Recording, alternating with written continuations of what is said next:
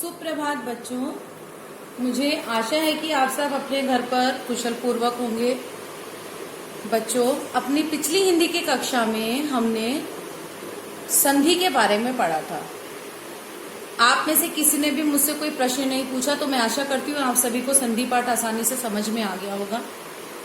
तो बच्चों, हम आगे की ओर बढ़ते हैं और आज हिंदी व्याकरण पुस्तक व्याकरण सार का पाठ 4 शब्द विचार समझेंगे।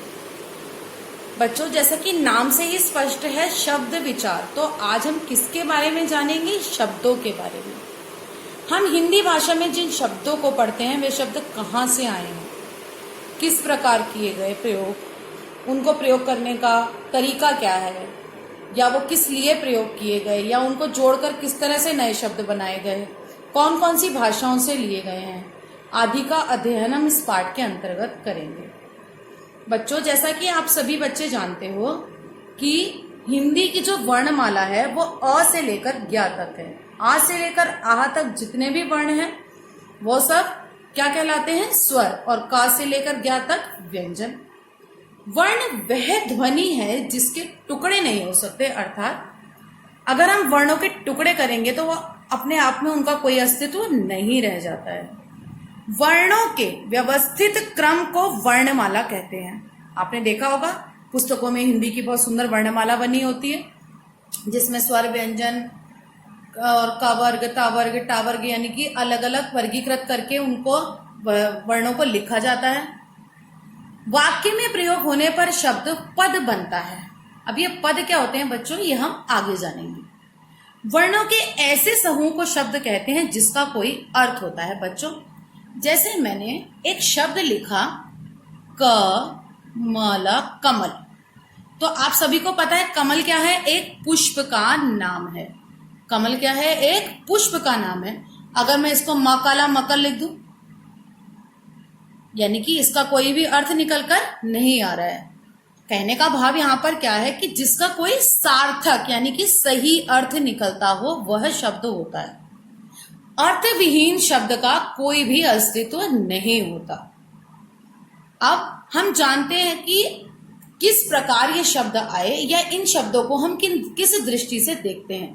तो शब्दों के भेद यानी कि किस किस प्रकार के हैं। तो बच्चों, शब्दों के भेद को हमने 3 प्रकारों में बांटा है: स्रोत या उत्पत्ति के आधार पर, रचना के आधार पर और अर्थ के आधार पर, फिर उसके बाद प्रयोग के आधार पर। किसी किसी पुस्तक में बच्चों इसका नाम व्याकरणिक प्राकर्य के आधार पर भी है। इनका मतलब जो है वो एक ही है। और बच्चों, आपकी जो हिंदी की पुस्तक है उसमें रचना के आधार पर पहले दिए हुए हैं। लेकिन बच्चों, आप खुद समझदार हैं कि जब भी हम किसी भी चीज के बारे में जानते हैं तो सबसे पहले हमें यह जान लेना जरूरी होता है कि वो आई कहाँ से है। ठीक है ना? तो आज हम पहले ये पढ़ेंगे कि इन शब्दों का जन्म कहाँ से हुआ, ये इनका बर्थ क्या है। तो उत्पत्ति यानी कि कहां से आए, तो उसके आधार पर हम शब्दों को 5 तरह से बांट देते हैं, जिनमें सबसे पहले है हमारे तत्सम, फिर है तद्भव, फिर है देशज, इनको देशी शब्द भी कहते हैं बच्चों, और उसके बाद है हमारे विदेशी शब्द, और उसके बाद है संकर शब्द। अब तत्सम शब्द क्या होते हैं बच्चों? संस्कृत भाषा के वे शब्द जो हमने संस्कृत भाषा से लिए और संस्कृत भाषा के उन शब्दों को हिंदी में उसी प्रकार प्रयोग कर दिया जैसे हम संस्कृत में करते हैं, तो ऐसे शब्दों को हम कहते हैं तत्सम शब्द। जैसे स्वप्न, रात्रि, अग्नि, दुग्ध, सूर्य, ये ऐसे शब्द हैं हमने संस्कृत भाषा से लिए और हिंदी में उसी प्रकार प्रयोग कर दिए। यानी कि संस्कृत भाषा के शब्द जो हिंदी में प्रयोग हो रहे हैं वह तत्सम शब्द हैं। अब हम बात करते हैं बच्चों तद्भव शब्दों की। तद्भव क्या है? जो संस्कृत भाषा के शब्द हमने हिंदी में अपने आवश्यकता के अनुसार कह लें या फिर उनके अर्थ को हमने परिवर्तित कर लिया। जैसे हमने स्वप्न को सपना कह दिया, रात्रि को रात कह दिया, अग्नि को आग कह दिया, दुग्ध को दूध कह दिया। ऐसे ही अगर हम लिखते हैं यहाँ पर दधी, तो दधी संस्कृत का शब्द है और दही हिंदी का शब्द है। ठीक है, तो ये तो थे हमारे तत्सम और तद्भव शब्द। फिर आते हैं बच्चों देशज या देशी शब्द। बच्चों, भाषा, लिपि, बोली और व्याकरण में मैंने आपको स्थानीय बोलियों के बारे में बताया था। तो बोलियां क्या होती हैं? स्थान विशेष की भाषाएं। उन्हीं के आधार पर जो शब्द, यानी कि वे शब्द जो किसी शब्दकोश में नहीं है लेकिन बोलियों में प्रयोग होते हैं, जैसे खिड़की, पगड़ी, जूता, लोटा। बच्चों अगर आप इसको, इन शब्दों को हिंदी की डिक्शनरी में अगर इनको खोज करेंगे तो ये शब्द आपको कहीं पर भी नहीं मिलेंगे, क्योंकि ये हमारी आम बोलचाल की भाषा के ही शब्द हैं। इसी तरह के और भी बहुत सारे शब्द हैं बच्चों जिनको हम हिंदी भाषा में प्रयोग करते हैं, लेकिन वह, जैसे खाट है ना, तो ये वो शब्द हैं जिनको हम प्रयोग तो करते हैं लेकिन ये हमारी हिंदी के साहित्य में, शब्दकोश में आपको नहीं मिलेंगे। उसके बाद आते हैं बच्चों विदेशी, जैसे कि इनके नाम से ही स्पष्ट है कि हमारे देश के शब्द नहीं है, लेकिन हमारी हिंदी भाषा पर प्रयोग के लिए, यानी कि अपने काम को सुगम बनाने के लिए भी हम कह सकते हैं, और यह भी कह सकते हैं कि जैसे आजकल हम हिंदी और इंग्लिश मिली हुई भाषा का प्रयोग करते हैं तो उस तरह से भी हमने इनको प्रयोग किया, और इन भाषाओं को जब हमने हिंदी भाषा में प्रयोग किया तो इनका नाम हमने विदेशी शब्द रख दिया। जैसे बच्चों हम बहुत कॉमन वर्ड यूज करते हैं, स्कूल, पेन, ये हिंदी के शब्द नहीं है बच्चों।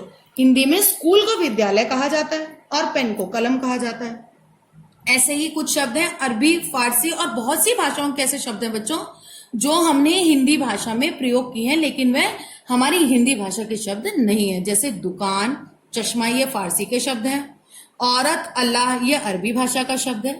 ठीक है, चलिए बच्चों अब हम आगे पढ़ते हैं संकर शब्द। संकर यानी कि जो शब्द अपने दो शब्द, यानी कि ऐसे दो शब्द जिनको हम आपस में मिला दें और एक नया शब्द बनाएं, लेकिन दोनों ही शब्द अलग अलग भाषा के होंगे बच्चों। यानी कि एक शब्द आपका हो सकता है हिंदी भाषा का, एक अंग्रेजी का भी हो सकता है, एक अरबी का भी हो सकता है और एक हिंदी का भी हो सकता है, एक अंग्रेजी का भी हो सकता है और दूसरा हिंदी का हो सकता है। तो बच्चों जब हमने संधि पाठ पढ़ा था तो संधि पाठ में हमने जिस तरह से शब्द पढ़े थे वो क्या थे, वो सब हमारी हिंदी भाषा के ही शब्द थे। तो लेकिन उसी तरह से यहाँ पर दो शब्दों को मिलाकर एक शब्द बनाया जाता है, जैसे सजावट कक्ष। तो बच्चों इसमें सजावट शब्द जो है वो हिंदी भाषा का है और कक्ष शब्द जो है वो संस्कृत भाषा का है। ठीक उसी प्रकार आप सबको लगता होगा कि रेलगाड़ी हिंदी का शब्द है। नहीं बच्चों, रेल इंग्लिश का शब्द है, RAIL, रेल। ठीक है, और जो गाड़ी शब्द है वो हमारी हिंदी भाषा का शब्द है। अच्छा बच्चों, आज मैं आपको इस वीडियो को देखकर आपको एक चीज अपने आप से करनी है, आपको मुझे बताना है कि इन शब्दों को हिंदी में क्या कहते हैं। बच्चों आप लोगों को लगता है इसका नाम रेलगाड़ी ही है, आपको लगता है इसका नाम कंप्यूटर ही है।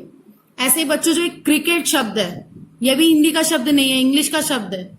आप मुझे बताएंगे कि हम इनको हिंदी में क्या कहते हैं। ठीक है, जब मैं आपको अगली वीडियो में काम भेजूंगी तो उसमें सबसे लास्ट में आप इन शब्दों को लिखकर, दोनों शब्दों को, और मुझे बताएंगे कि इनको हिंदी में क्या कहा जाता है। आगे बढ़ते हैं बच्चों। अब मैं बताती हूँ आपको रचना के आधार पर शब्दों के भेद। बच्चों रचना का मतलब होता है उनकी बनावट किस प्रकार की है, वो बने कैसे हैं। तो ये 3 प्रकार के होते हैं, रूढ़, यौगिक, योग रूढ़। रूढ़ शब्दों को बच्चों हम कह सकते हैं कि ये बड़े ढीठ किस्म के शब्द होते हैं जो ना तो बदले जा सकते हैं, ना उनका अर्थ बदल सकता है, ना उनको हम तोड़ सकते हैं। जैसे अभी ये शब्द था सजावट कक्ष। सजावट कक्ष में हमने क्या किया था बच्चों, सजावट और कक्ष यानी कि दो अलग अलग शब्दों को आपस में जोड़ा भी था और दो शब्दों को अलग भी कर लिया था। लेकिन ये जो रूढ़ शब्द है बच्चों, ये बड़े नालायक है, ये टूटते ही नहीं है, जो किसी विशेष अर्थ के लिए प्रयोग होते हैं और जिनके टुकड़े नहीं हो सकते। बच्चों देखो, नमक का नमक को हम तोड़े तो क्या बनेगा, कोई मतलब तोड़ने के बाद मीनिंग यहाँ पर यह भी है कि उन दो शब्दों का अलग अलग अर्थ निकल कर आना चाहिए, तो नमक का कोई अर्थ नहीं निकलता। दाल, पानी, फल, पेड़, गृह, ऐसे बहुत से शब्द हैं बच्चों जिनके हम टुकड़े नहीं कर सकते, और ऐसे शब्द जिनको हम बदल नहीं सकते, जिनका कोई और अर्थ प्रयोग नहीं कर सकते, ऐसे शब्दों को हम रूढ़ शब्द कहते हैं।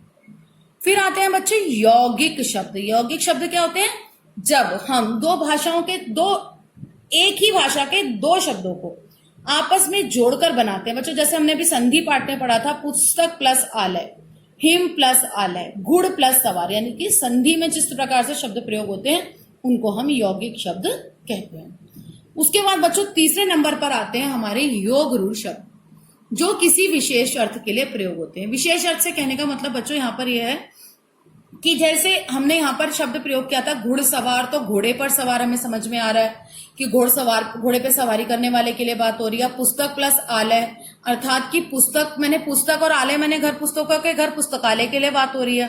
लेकिन यहाँ पर जो शब्द है बच्चों जिसके बारे में बात हो रही है वो यहाँ पर मौजूद नहीं है, किसी अन्य अर्थ को, विशेष अर्थ को ये शब्द जो है प्रकट कर रहे हैं, इसलिए इन शब्दों का नाम हमने क्या रख दिया, योग रूढ़ शब्द। तो श्वेतांबर, ये भी बच्चों दो शब्दों को मिलाकर बने हुए हैं। देखिए, श्वेत प्लस अंबर, गिरी प्लस धर, 4 प्लस पाई, 10 प्लस आनंद। लेकिन बच्चों देखिए, श्वेतांबर सफेद वस्त्र धारण करने वाले, लेकिन कौन है वो, क्या है उसका नाम यहाँ पर स्पष्ट नहीं है। लेकिन बच्चों मैं आपको बता दूं, हमारे देवी देवताओं में माँ सरस्वती का जो वस्त्र है वो श्वेतांबर का, उनको वो श्वेत वस्त्र धारण करती हैं। फिर गिरिधर, गिरी मने पहाड़, धर मने धारण करने वाले। तो पहाड़ को किसने धारण किया था बच्चों, हनुमान जी ने और श्री कृष्ण जी ने। 4 पाई, 4 पैरों वाली। तो कहने का भाव क्या है, जो भी जिसके बारे में बात हो रही है वो एक विशेष अर्थ प्रकट कर रहा है। ऐसे ही दशानन, दश मने 10, आनंद मने मुख। ऐसे ही बच्चों लंबोदर, लंबा प्लस उदर, लंबा मने लंबा, उदर मने पेट। किसका बड़ा पेट है बच्चों, कौन से देवी देवताओं में से सबसे बड़ा पेट किसका माना जाता है, गणेश जी का। तो ये एक विशेष अर्थ को प्रकट करते हैं। तो रचना के आधार पर ये कितने प्रकार के हो गए, रूढ़, यौगिक, योग रूढ़। जिनके टुकड़े नहीं हो सकते, रूढ़ शब्द। जो 2 शब्दों से मिलकर बने अर्थात जिनके टुकड़े हो सकते हैं वो यौगिक शब्द। और जो 2 शब्द ऐसे मिलकर बने हैं जो विशेष अर्थ को प्रकट करते हैं वो योग रूढ़ शब्द। अब हम आगे बढ़ते हैं बच्चों, अर्थ के आधार पर। अर्थ यानी कि उनका मीनिंग क्या निकल कर आ रहा है। तो आप सबने बच्चों एकार्थी, अनेकार्थी, पर्यायवाची, विलोम कक्षा 1 से ही पढ़े। तो वही शब्द जो है वो अर्थ के आधार पर प्रयोग किए जाते हैं। जैसे एकार्थी यानी कि एक जैसा अर्थ, एक ही अर्थ है बच्चों इनका, इनके हम अलग अलग अर्थ नहीं निकाल सकते, ठीक है। तो जैसे कि रोटी, पानी, चाय, पेड़। अनेकार्थी शब्द जिनके बहुत सारे अर्थ होते हैं बच्चों। देखो, हार, हार माने माला और हार माने हारना। ऐसे ही अंक माने गोद, अंक माने नंबर। हल बच्चों, हल, हल माने समाधान और हल माने जो किसान का हल है, ठीक है। ऐसे ही आम, आम माने आम का फल और आम माने जो चीज बहुत खास, खास नहीं है, आम है, सबके लिए एक ही जैसी सामान्य है जो, तो उसके लिए हम कहते हैं ये तो आम है, ये तो सब तो आजकल आम है, तो वो आम हो गया। ऐसे ही बच्चों पर्यायवाची शब्द, और इनके और भी बहुत सारे अनेक उदाहरण है जो आपकी पुस्तक में दिए हुए हैं। कमल, सरोज, पंकज, गाय, धेनु, गो। ऐसे ही पर्वत का गिरी, पहाड़। उसके बाद है बच्चों विलोम शब्द। विलोम शब्द में जैसे कि जो उल्टा अर्थ देते हैं, जैसे दिन का रात, रात का दिन, हित का अहित, यानी कि जो उल्टा अर्थ प्रकट करते हैं उन शब्दों को हम क्या कहते हैं बच्चों, विलोम शब्द। फिर है बच्चों प्रयोग के आधार पर, यानी कि अभी जो इतने सारे हमारे शब्द हैं जिनके बारे में अभी हमने पढ़ा है, तो अब हमें जानना है कि इनको हम प्रयोग कैसे करते हैं, प्रयोग के आधार पर इनका क्या काम है।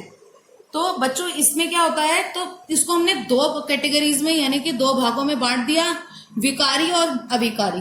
विकार यानी कि जिसमें बदलाव आए और अविकारी जिसमें बदलाव नहीं आए। तो बच्चों आप सभी ने संज्ञा, सर्वनाम, क्रिया और विशेषण पिछली कक्षा में भी पढ़े हैं। इनको आगे मैं आपको विस्तार से अगली आने वाली वीडियोस में समझाऊंगी। तो संज्ञा, सर्वनाम, क्रिया और विशेषण को बच्चों हम रूप, अवस्था और आवश्यकता के अनुसार बदल सकते हैं। लेकिन अविकारी शब्द जो होते हैं, क्रिया विशेषण, संबंध बोधक, समुच्चय बोधक और विस्मयादि बोधक, इनको हम बदल नहीं सकते, इसलिए इनका नाम रख दिया गया अविकारी शब्द। तो इसी के साथ बच्चों जो हमारा शब्द विचार पाठ है उसमें जो जो मुख्य बातें थी वो सब मैंने आपको समझा दी है।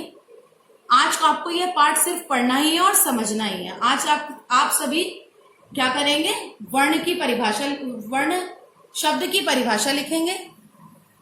वर्ण क्या है, वर्ण के बारे में लिखेंगे। मैं टिक कर रही हूं बच्चों। इसके बाद आपको ये इस तरह से इसका एक डायग्राम बना देना है, ठीक है। इसको वर्गीकृत कर देना है, हिंदी में इसको वर्गीकृत करना कहते हैं। तो जितना कुछ मैंने लिखा है बच्चों आपको उतना लिखने की जरूरत नहीं है। आप लिखेंगे स्रोत उत्पत्ति के आधार पर, तत्सम, तद्भव, देशज, विदेशी और संकर। अब आप इसके बाद इनके सिर्फ 2 उदाहरण लिखेंगे, इनके शब्दों के, इन सभी के। उसके बाद बच्चों ये तो आपको सबसे आखिरी में करना है। उसके बाद बच्चों आप रचना के आधार पर रूढ़, यौगिक, योग रूढ़ इस तरह से लिखेंगे और इनके 2 उदाहरण, यहां भी आपको यही करना है। उसके बाद है बच्चों इन सबका भी, इनके भी आपको सबका इस तरह से बनाकर और इनके 2 सिर्फ उदाहरण लिखने हैं आपको। जैसे अर्थ के आधार पर एकार्थी तो 2 उदाहरण एकार्थी के, फिर अनेकार्थी के, फिर पर्यायवाची विलोम। ऐसे ही प्रयोग के आधार पर फिर इनके 2-2। अब इनमें क्या करना है बच्चों, आप संज्ञा, जैसे मैंने यहाँ पर ये सामने लिख दिया, तो आप एक लाइन में लिख लेंगे संज्ञा, सर्वनाम, क्रिया और विशेषण, और उनके सामने उनके 2-2 उदाहरण लिखेंगे। ठीक उसी प्रकार अभिकारी शब्द, आप उसके नीचे ये सारे इनके नाम लिख लेंगे ऐसे कि क्रिया विशेषण, अब इसके सामने इसका उदाहरण 2। ऐसे ही यहाँ पर अब जब बात संज्ञा सर्वनाम की हो रही तो यहाँ पर संज्ञा और इसके 2 उदाहरण, सर्वनाम फिर इसके 2 उदाहरण, इस तरह से। तो बच्चों मुझे आशा है कि आपको यह पार्ट समझ में आया होगा, और अगर बच्चों कोई भी परेशानी है तो प्लीज प्लीज प्लीज 5 बजे से पहले आप मेरे से अपने प्रश्न पूछ सकते हैं। बच्चों मेरी आपसे हैंड फोल्ड रिक्वेस्ट है कि प्लीज आप रात को 10-10 बजे मैसेज मत भेजा कीजिए। पॉसिबल नहीं होता हर टाइम आपके मैसेजेस को देखना। नेट ऑन होने की वजह से आपको लगता होगा कि मैम ने मैसेज देख लिए हैं, लेकिन बच्चों ऐसा हर बार नहीं होता है। और जिन बच्चों ने मुझे हॉलीडे होमवर्क नहीं भेजा है वो भेजना चाहते हैं, भेज सकते हैं।